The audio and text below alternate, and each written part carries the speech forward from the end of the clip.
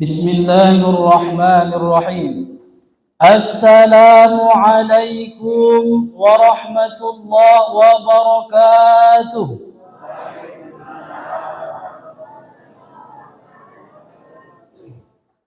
Alhamdulillah, alhamdulillahi rabbil alamin.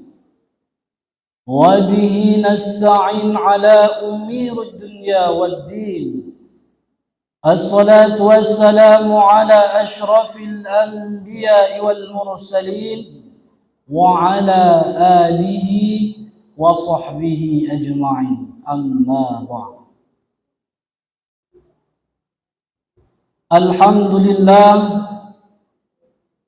puji syukur kita panjatkan kepada Allah Subhanahu wa ta'ala karena berkat limpahan rahmat serta karunia-Nya kita semua bisa berkumpul bertatap muka di dalam masjid yang sangat kita cintai ini dalam rangka melaksanakan kewajiban kita, yakni salat Jumat, salat Isya, salat Isya dan tarawih yang dirahmati Allah Subhanahu wa ta'ala. Mudah-mudahan Bapak Ibu istiqamah sampai akhir Ramadan nanti. Amin amin ya rabbal alamin. Bersolawat kepada baginda Nabi besar Muhammad sallallahu alaihi wasallam beserta para keluarganya, para sahabat-sahabatnya dan orang-orang yang senantiasa selalu istiqomah mengikuti risalah beliau. Karena berkat beliaulah Bapak Ibu kita sekarang dapat membedakan mana saja perkara-perkara yang diperintahkan oleh agama dan mana saja perkara-perkara yang dilarang oleh agama. Kaum muslimin wal muslimat yang insyaallah dirahmati oleh Allah Subhanahu wa taala. Bapak Ibu, kita malam ini tidak usah panjang niat. Mana itulah kehendak kita. Jadi kita pendek, singkat, jelas, mudah-mudahan bisa kita pahami sama-sama. Jadi ada 3 janji Allah. Ada 3 janji Allah kepada umat muslim di Ramadan ini, Bapak Ibu. Rasulullah sallallahu alaihi wasallam bersabda, "Awwali syahri Ramadan rahmah wa usatuhu maghfirah wa akhirahu 'itqum minan nar." Yang artinya awal bulan Ramadan adalah rahmat, pertengahannya ampunan Allah, dan akhirnya pembebasan dari api neraka. Ibnu Huzaimah. Bapak Ibu hadirin rahimakumullah, jadi ada 3 janji Allah Bapak Ibu. Apa yang pertama? Yang pertama, awwali syahri Ramadan rahmah. Yang pertama adalah rahmatnya Allah Subhanahu wa ta'ala. Jadi rahmat ini merupakan kasih sayang Allah kepada hambanya.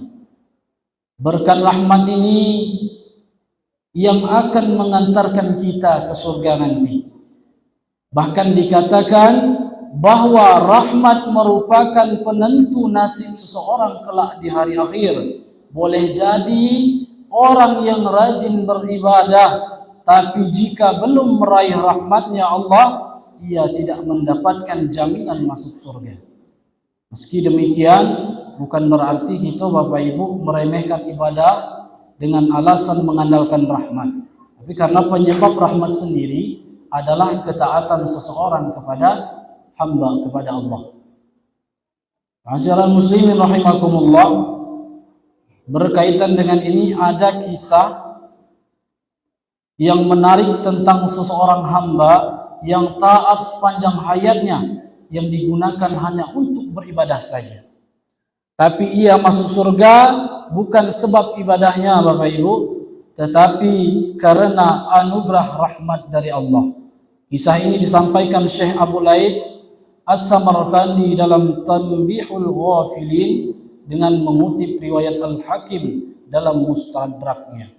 Jadi dikisahkan seketika waktu itu malaikat Jibril alaihissalam bercerita kepada Nabi Muhammad sallallahu alaihi wasallam. Kabulkan oleh Allah. Begitu di akhirat Allah berkata kepadanya, "Hambaku, engkau aku masukkan ke surga karena berkat rahmatku." Maka hamba tersebut menyangkal, Bapak Ibu, seharusnya protes dia. Yang membuatnya masuk surga adalah ibadahnya yang ratusan tahun itu, bukan rahmatnya Allah. Setelah ditimbang, ternyata bobot rahmatnya lebih besar daripada ibadahnya kepada Allah Subhanahu wa taala. Allah pun memerintahkan malaikat untuk memasukkan dia ke neraka. Sebelum dimasukkan ke dalam neraka, Bapak Ibu, hamba itu harus mengakui bahwa rahmat Allah lah yang memasukkan dia ke surga. Akhirnya hamba tersebut mengakui bahwa rahmat Allah yang memasukkan dia ke surga, maka beliau dimasukkan lagi ke dalam surganya Allah Subhanahu wa taala. Ma'asyiral muslimin yang dirahmati oleh Allah Subhanahu wa taala. Jadi bisa kita renungkan, Bapak Ibu, orang yang ibadahnya beratus-ratus tahun bisa tidak masuk surga karena belum mendapatkan rahmatnya Allah Subhanahu wa taala. Wa ma khalaqatul jinna wal insa illa liya'budun. Dan tidak aku ciptakan jin dan manusia kecuali untuk beribadah kepadaku. Bapak Ibu, orang yang bulan puasa ini mungkin kita, Bapak Ibu, 3 kali sehari sholat 5 waktu di bulan Ramadan, kita rajin menjadi 5 waktu, maka itu termasuk rahmatnya Allah Subhanahu wa ta'ala. Yang mana kita tidak pernah puasa sunnah, di bulan Ramadan ini kita rajin puasa sunnah-sunnah, maka itu termasuk rahmatnya Allah Subhanahu wa ta'ala. Yang mana kita jarang berinteraksi dengan Al-Quran, di bulan Ramadan kita berinteraksi dengan Al-Quran hingga pagi sampai sore hari, maka itu disebut rahmatnya Allah Subhanahu wa ta'ala. Bagaimana contoh orang yang tidak mendapatkan rahmat, Bapak Ibu? Ini sebuah cerita. Jadi ada di sebuah masjid, Bapak Ibu. Di dekat masjid itu ada rumah. Depan rumah, samping rumah, belakang rumah. Nah, jadi seorang laki-laki ini tinggal di sana. Jadi selama 2 tahun, Bapak Ibu, beliau ini muslim. Beliau muslim, jadi selama 2 tahun beliau ini belum pernah melangkahkan kakinya untuk ke masjid, Bapak Ibu. Jadi ditanya, apa alasannya? Kenapa tidak pernah mau ke masjid, Bapak? Dijawab oleh Bapak ini, ibadah katanya urusan kita sesama Allah. Tidak ada urusan sesama makhluk katanya. Jangan urus hidup saya katanya. Ini urusan saya kepada Allah. Memang benar, Bapak Ibu. Urusan ibadah memang urusan kepada Allah Subhanahu wa ta'ala. Adakah Allah menyuruh kita sholat di rumah sebagai laki-laki? Yang jelas laki-laki sholatnya ke masjid. Kalau laki sholatnya ke masjid. Kalau Allah harus tetap kita jaga. Mudah-mudahan dengan ini kita akan mendapatkan rahmatnya Allah Subhanahu wa ta'ala. Itu adalah contoh belum mendapatkan rahmat. Kemudian apa yang kedua yang Allah janjikan di bulan Ramadan ini? Yang kedua adalah maghfirah. Allah buka pintu ampunan. Maka kita ini makhluk yang banyak dosa, Bapak Ibu. Memang manusia ini tidak pernah luput dari kesalahan-kesalahan.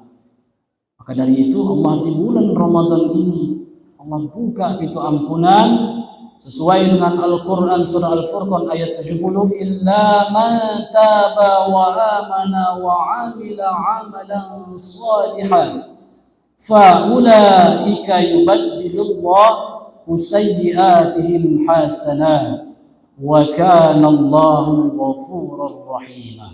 Yang artinya kecuali orang yang bertobat, beriman dan beramal soleh, maka Allah mengganti kejahatan mereka dengan kebaikan.